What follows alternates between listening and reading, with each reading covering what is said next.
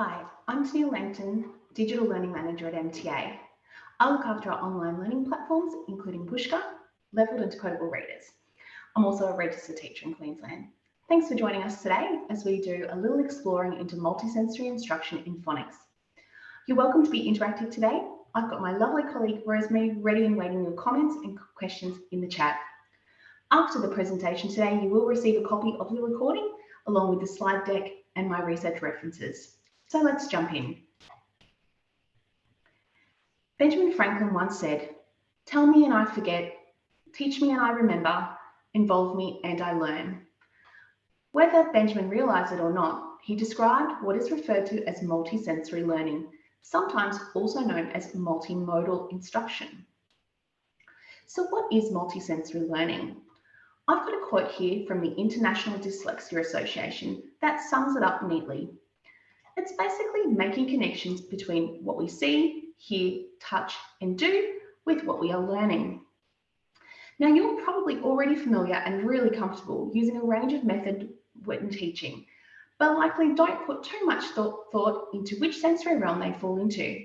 Are they primarily visual, auditory, tactile, kinesthetic, even olfactory? Are they sequential, simultaneous, reflective logical, interactive, indirect, or direct experiences, or even rhythmic melodic? Today, we're going to focus on the four most common multisensory areas of visual, auditory, tactile, and kinesthetic. To understand why multisensory instruction works so well, it's important to understand how our brains work when learning to read. Now, I won't get too sciencey on you, but as you can see from the brain image here, there are several areas of the brain at work when it comes to reading. The frontal lobe for speech and sounds, the temporal lobe for comprehension, the occipital lobe for letter and word recognition, and the parietal lobe for sound symbol connections. That's a lot of brain doing a lot of work. Studies using MRI technology, which measures brain activity by detecting changes in blood flow, found that children with the strongest literacy skills had more interactivity between regions in the brain. When an activity is activating more than one center in the brain, students make more connections to what they are learning. They develop stronger memories of how to do what we are trying to teach them. And studies have shown they build phonics and reading skills faster than those students taught using only traditional methods.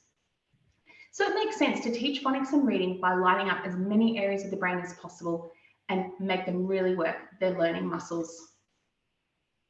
Now, students have been learning to read for, well, centuries, but I've got some bad news for you. Humans are wired to survive without reading. So teachers, we need to create learning experiences that are highly engaging in order to reach peak uptake of information. A multisensory approach has been proven especially effective in increasing student interest and motivation when they're learning to read, to provide better retention of reading skills. It caters to a wide variety of learning styles and preferences and fits in really well with learning through play and hands-on learning. And it's actually a lot of fun. A multisensory approach can be implemented at any time that you would usually teach, reinforce, practice, or revise phonics and reading skills. In literacy rotations, where students can work individually or in a group on activities, as part of your whole class explicit instruction, this is especially effective if you can build a routine that becomes familiar to the students when you are using a systematic and sequential phonics program. I'll be showing an example shortly using repetition and routine. For example, a chant, a hand and body movement, or a visual cue, like pointing to your mouth as they say a newly learned sound, and then repeating a rhyme, like bee is in bun, but not in sun. You can use multisensory learning in small group instruction, or when working with students one-to-one for activities that require more guidance or are new to the students. And finally, for homework, you could have students go on a sound search around their home or yard, or play a physical phonics game with someone in their family. So now we've talked about the what, the why, and the when, so let's look at some examples of how. Some of the ideas ahead will be familiar, but I hope that they will re-inspire you or newly inspire you to think outside the box, come up with new activities of your own, or give a multi-sensory twist to things you are already doing. Let's start off with the things we can see. visual activities.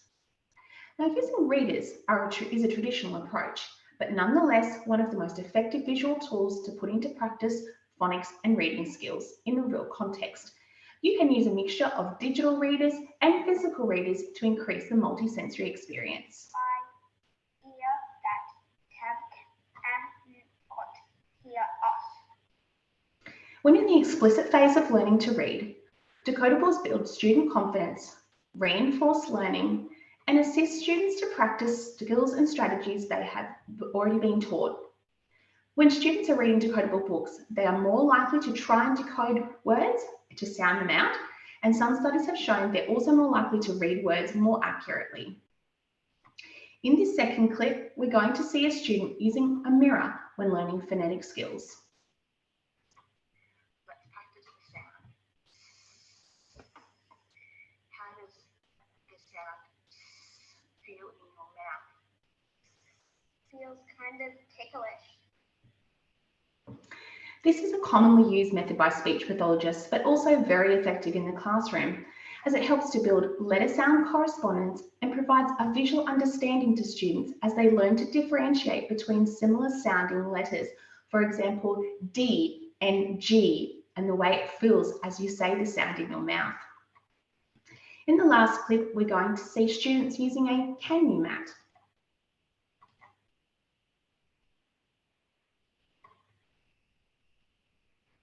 The girls have finished building their word in Play-Doh and magnetic letters, and now they're going to write the word. Lucinda, what word are you going to be trying to write? I'll be writing cat.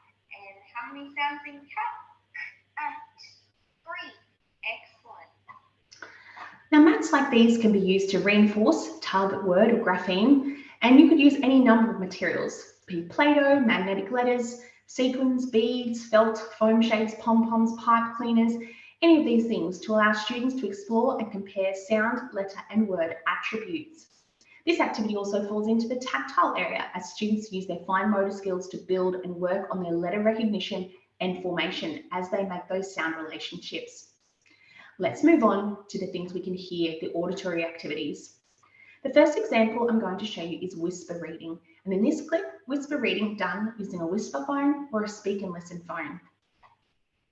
So for this activity, Lucinda is going to be reading a decodable reader, and she's going to use the whisper phone so that she can hear herself decoding using her auditory skills through the whisper phone loud and clear. Are you ready, Lucinda?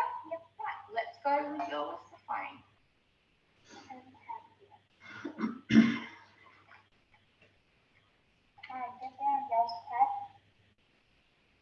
There are some great reasons to use whispering. The first is that it improves phonemic awareness as a student hears the sound. The sound amplification helps students clearly hear the sounds and words they are saying and reading. Whisper phones are great for phonemic and phonological awareness, but also later down the track in establishing fluency as students practice a word or a sentence several times until it sounds natural. It can also lessen the reading out loud anxiety that some students have, and therefore increase their confidence in having a go at decoding. So what we're going to see next is a YouTube video. It's an example of how songs and music can be incorporated into your phonics program. Now, it is quite difficult to find good quality Australian versions. Maybe one of you can come up with one of your own, or if you know of any good ones, could you share them with us in the chat? Build your brain, build your body, learn about syllables, everybody. Syllables are really parts of a word. Syllables are like a beat that can be heard. Look, listen, and move with me. It's as easy as 1, 2, 3. Syllables. Did you know that speech and music have many shared processing systems in the brain? Music can enhance processing and impact the perception of language, and in turn, impact learning to read. Active engagement with music sharpens the brain's earliest encoding of linguistic sound. Melody is key to help jogging the memory. Lyrics paired with a melody are easier to remember than words without music, which I'm sure you'll discover when you get that syllable song stuck in your head later. Songs can capitalize on repetition. Songs and words are heard over and over again, and repetition is necessary for retention. And also, listening to songs and rhymes it's a fun and engaging way to interact with new concepts. Finally, we're going to experience the narration feature of a digital decodable book.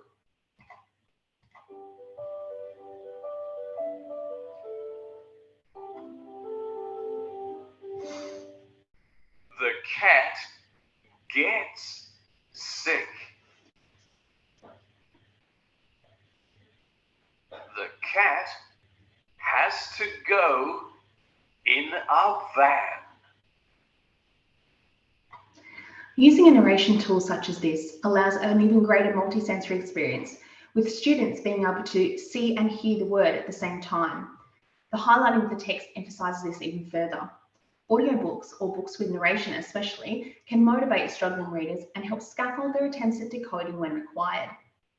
Hearing the words while seeing them helps students make firmer sound-symbol relationships. While listening to a book doesn't necessarily strengthen decoding skills, it does reinforce some of the key components of reading, such as fluency, vocabulary, and comprehension. Now let's get into the tactile.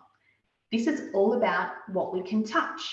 This is where things get a bit more exciting, in my opinion. This is where you can really think outside the box and get kids excited. Learning in a tactile way, using our sense of touch, is all about using our hands and our fingers. It can also be even writing things down in different ways and using lots of hands-on manipulatives. In the first clip, students are using segmenting beads and then blending using touch and read cards.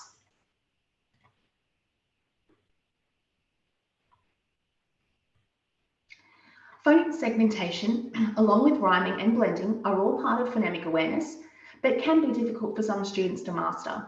Segmenting is breaking apart the sounds in a word, and blending is running them back together again to read the word fluently.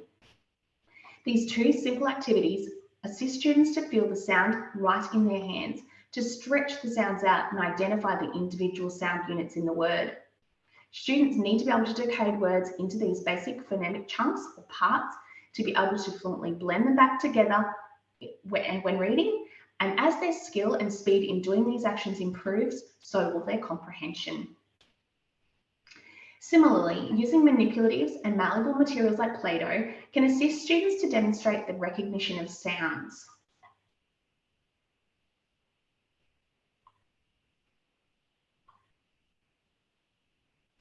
In that clip, you can see that the student was pressing out each sound they could hear in kite, k, I, t. You could also have students use modelling materials to model letters and sounds, or to show what part of a word inside what part of a word they can hear a particular sound. Finally, we've got our messy play. The clip I'm about to show you uses shaving cream, but you could use rice, sand, slime, or any other messy materials that work for your classroom and space.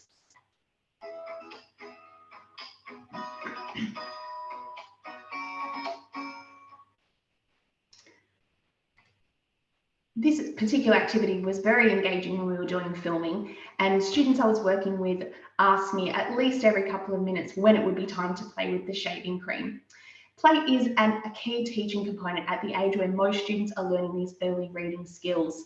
Activities like this one are very adaptable, from early learning of single graphemes and beyond, right through to tricky words. You can hide objects or pictures in the materials, have students trace or drawing them. You can have them create with them in so many different ways. Not only this, but messy play that involves students using hand movements like the one you saw in the clip increases those fine motor skills necessary for moving from reading to writing.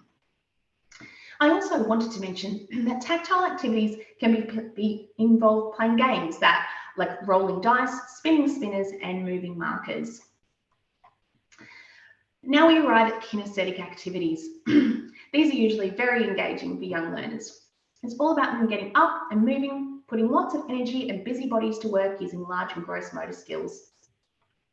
If you walk by a classroom using kinesthetic learning, you might see things like clapping, drumming, beanbag tossing, kids jumping, hopping, hunting around the classroom as sound detectives. This first clip is one I've called Fishing for Learning. The students are fishing for a word within the water and then placing the word with its matching vowel blend on the tray. Activities like this that are a bit out of the box are great for increasing active engagement, both for interest's sake and to get the students practicing on focusing skills in new contexts and potentially solving reading problems in places they may not ever have encountered this sound or word before. This next clip is an example of using the whole body for segmenting. Today we're going to show you how we can segment words by using whole body movements. What's the word you've got? Rain. So we're going to use head, waist, toes to show you how we segment the words. Are you ready?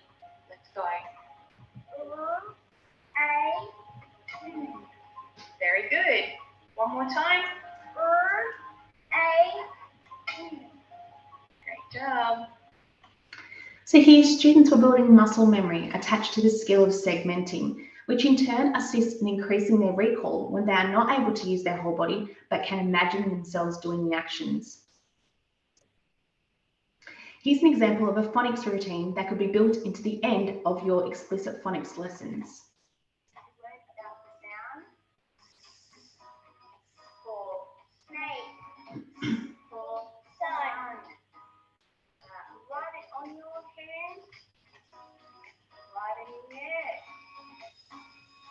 What's that sound? It's rebel.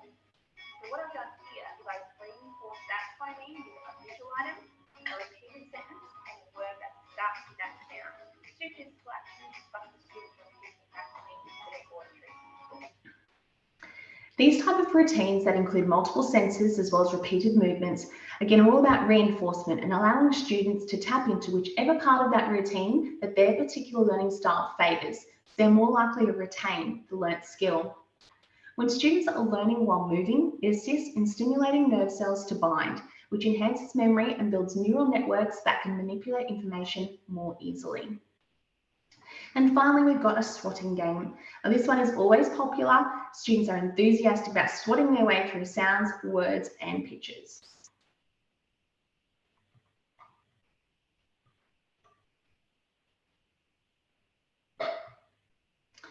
Physical games and activities are often inherently social and require some collaboration. So whether learning in phonics or other areas, they are valuable skills and students can learn with and from each other. You can also use games students already know, like Twister, and put a phonics spin on them, or make use of things you may already have at your school, like giant yard games, checkerboards, giant Connect 4, or create chalk grids outside, or shapes containing sounds and words for students to hop in and jump in. You could even use skipping games with chants and rhymes. Only 20 minutes, there are only so many ideas we can share, and I know that you'll be able to come up with many, many more of your own, extend on these ones in new, innovative ways. Multisensory learning phonics is all about you widening the net, giving your students every chance to catch what you're teaching them in all and as many ways as they can. Sometimes it takes trial and error to find the right type of multisensory activities for your classroom and your students. Some will be a hit right from the start. Others will take some refining, and some you'll never use again, which, take it from me, I learned when trying to use water balloons to film an activity for this webinar. Never again. Reading is a skill for life, and I hope you're inspired to bring some life into your phonics lessons. A very quick thank you to Everleigh State School for allowing me to film in their classroom and with their wonderful students. If you'd like any more information about the resources I've used in this webinar, or about Whooshkaa, our digital leveled and decodable reading platform, please let me know in the chat, or you can get in touch with us via email. I'm going to leave you now with a clip of some few more ideas, and I'm going to jump over to the chat and see if we've had any questions or comments. Thank you for your attendance today, and have a great evening.